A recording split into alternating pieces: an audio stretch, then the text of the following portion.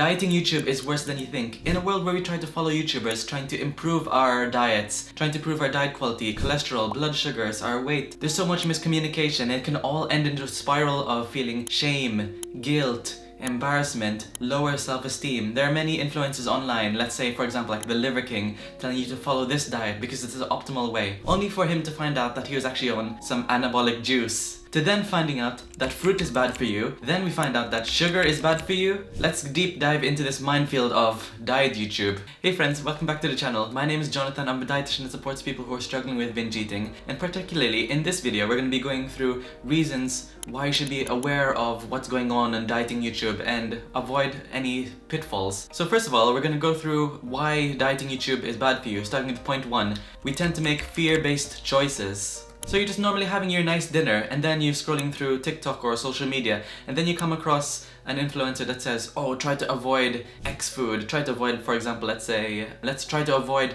oatmeal because it's poisoning you, it's gonna cause cancer, it's going to kill you, it's the worst thing that you can ever ingest for your body, it's literally just killing yourself. These fear-based choices are extremely harmful, and the truth is we try to sugarcoat it, saying that these people are the crusaders, these people are the saviors of our diet, when in reality it's causing so much mental problems, it's causing mental disorders, eating disorders, causing fear with common foods that we normally love as a food. Like for example, when I was in the Philippines where I grew up, I would have breakfast, lunch and dinner, rice, and then nowadays, if I was quite susceptible to diet culture, if I would hear people saying, oh, try to avoid rice because it's filled with glyphosate, it's filled with cancer-causing materials, it's gonna cause poison, it's ruining your gut health, all those other things, I would have really bad anxiety and I'd avoid one of the most nostalgic foods that have actually brought me up to where I am right now, rice. I would avoid foods and then probably resort to meals that I really don't enjoy, like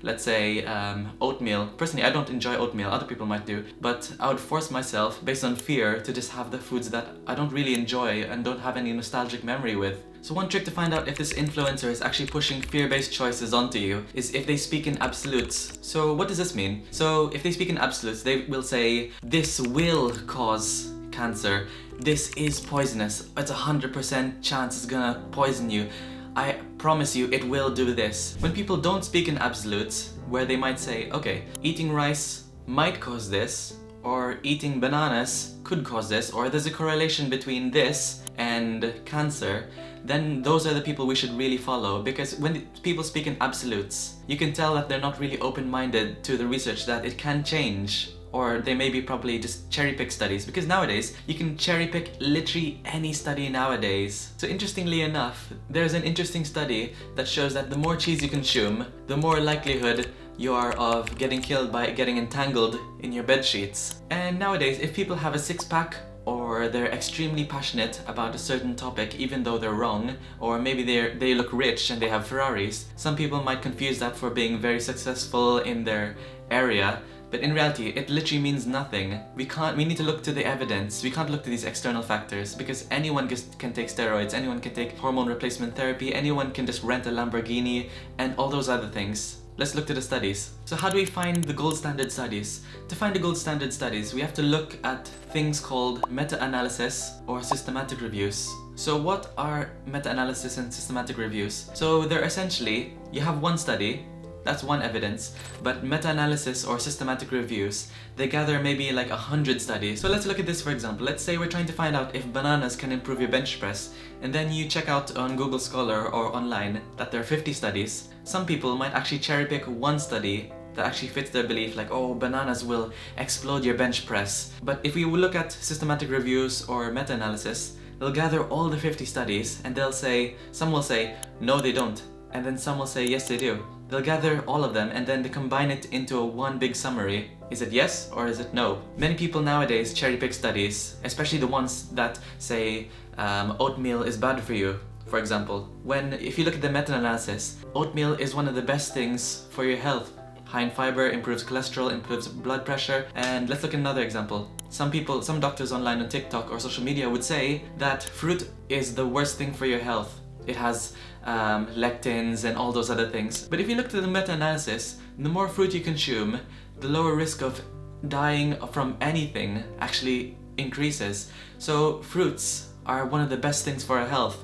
But just because someone has a six-pack and is a doctor, cough cough, Joe Saladino, then it doesn't really mean anything. But let's look at the Liver King, for example. He has an amazing six-pack, and there's no denying that he works amazingly hard in the gym, and he's really intense with his workouts, and he has an amazing work ethic. But telling other people to eat bull testicles, to eat liver, to eat literally raw meat most of the time, and tons of eggs. If you look at the studies, that red meat can increase your risk of colon cancer, but no one actually wants to talk about that. He convinced the world that he got all of his muscles because of his primal lifestyle, trying to eat tons of red meat, tons of eggs, trying to avoid mostly fruits and vegetables. When in reality, cough cough, he got exposed and he admitted that he was paying $11,000 a month just to pay for his anabolic hormones and steroids every single month. 11,000. So this is what I really hate about certain social media influencers.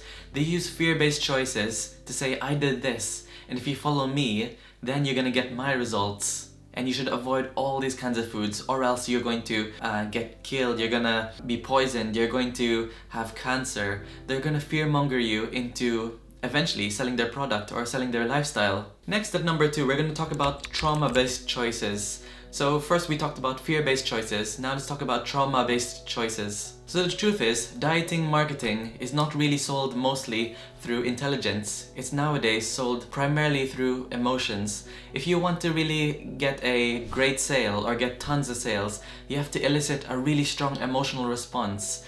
Whatever emotion it is, happiness, fear, feeling inadequate, that's a common one. And then that's one way to really push sales and get people to buy your product. You have to say, for example, like, oh, if you want your family to love you, for example, probably a bit extreme, then buy my fat burning pills product. That's a really good way to elicit a great response. And then nowadays, people capitalize that on so much and they forget about people's mental health. They're using literally people's trauma to make their sales. So let's say, for example, it is the Thanksgiving holidays, and then you come across a social media influencer that says, use my workout program and my fat burning pills so you can have the greatest response and surprise everyone for Thanksgiving. Get your mom to finally love you, get your family to love you, get your whole family, your whole community at Thanksgiving to be surprised on how you went full monk mode and how you actually went hard at the gym and how you lost all that weight. Surprise them this Thanksgiving. That's a really sleazy way of getting a sale using trauma. They try to use people's emotions to get that sale, and that's really sneaky. And the truth is, so many people at a young age have been traumatized with their relationship with food. And even if you have amazing friends or amazing parents, you head over to work and then people shame you for your food. So we can get food-related trauma or people shaming us for our food choices anywhere in life. And that's why the dieting industry is extremely lucrative and so many people can make tons of money.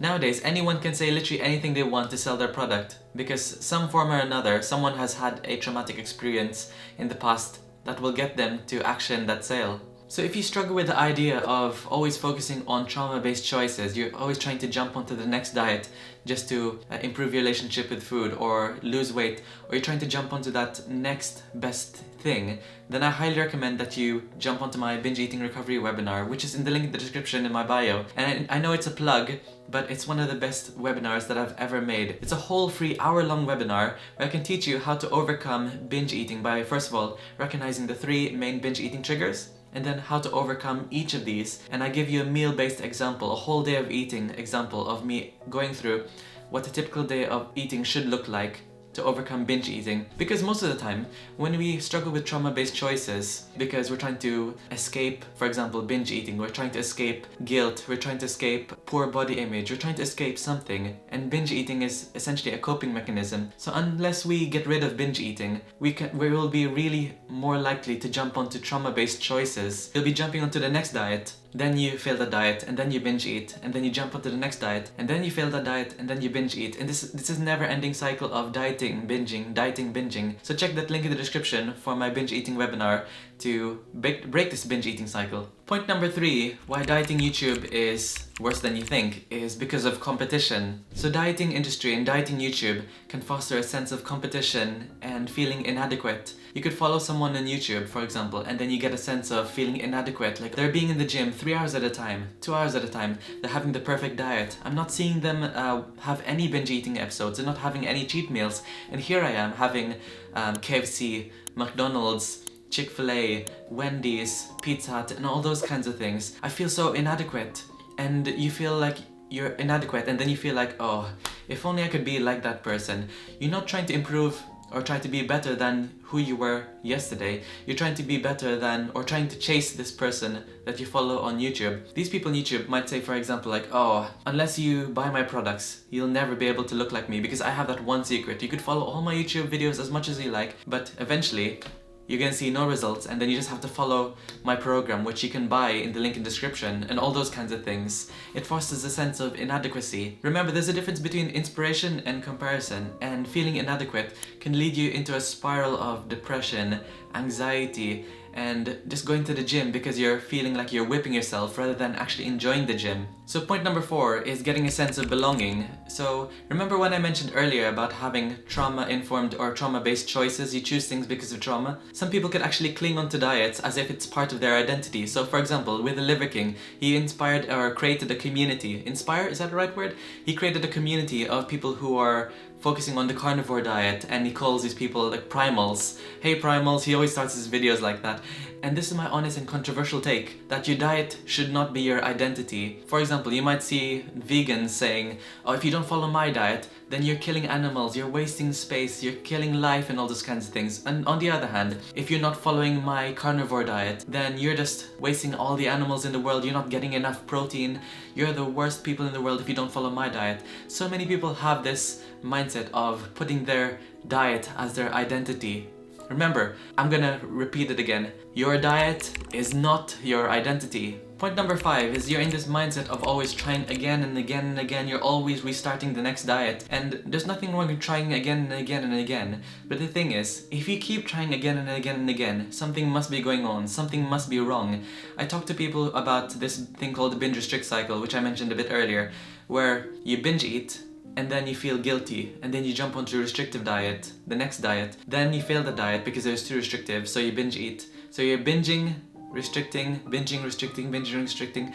And the longer that you're in this cycle of binging and restricting, then you notice that your self-esteem gets lower and lower and lower. Then your self-esteem gets to an all-time low, and then women, for example, they start to Google online fat-burning pills, skinny laxative pills, and all those kinds of things. Men start to Google online anabolic hormones, steroids, TRT, tren, SARMs. This cycle of binging and restricting is absolutely terrible, and it's wrecking your mental health. And the fact that you have to keep on trying again and again and again makes you feel very inadequate, and then you start to see these people on YouTube or people on social media, you see them as gods. You see them as people who are willing to stick to the plan, stick to the grind mindset, and you feel like there's something wrong with you. This is the thing I really hate about certain social media influencers, is that they always tell you, you have to do this, and if it's not working for you, and you're failing your diets, there must be something wrong with you, or you're not committed enough, you're not grinding enough, you're not hustling enough. And on the influencer side, like, we shouldn't see them as gods, because